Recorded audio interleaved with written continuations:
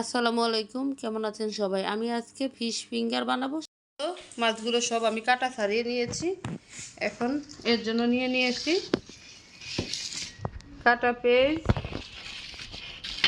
আলু মাখিয়ে রাখছি, জিরের গুঁড়ো, মরিচের গুঁড়ো, পরিমাণ মতো লবণ, কাঁচামরিচ কাটা, সবগুলো একসাথে আমি এখন মিশিয়ে পেঁয়াজগুলো আমি দিয়ে দিলাম।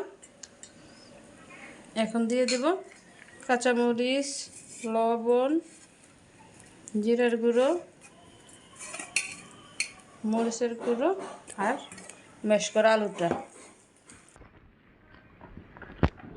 তো আলু, মাছ, পেঁয়াজ সব উপকরণ আমি একসাথে মেখে নিয়েছি। এখন আমি হাতে একটু তেল দিয়ে নিব। এখন আমি এগুলো যে যেমন ইচ্ছে বানাতে পারেন, আমি একটু এই শেপে বানাবো। তো আমি কয়েকটা করে নিয়েছি, যদি আরও অনেকটি করি তাহলে একসাথে সবগুলো মিশে যাবে। এখন আমি ডিমে কোট করে নিব। এখন দিয়ে দিব আমি ময়দার ভিতরে।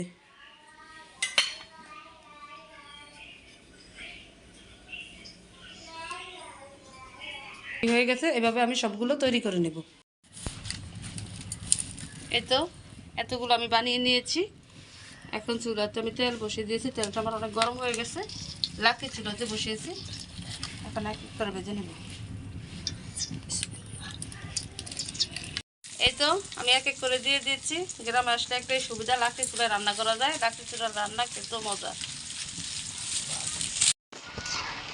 তো রান্নাটা কেমন হয়েছে সবাই জানাবেন। ভালো থাকবেন। আসসালামু আলাইকুম।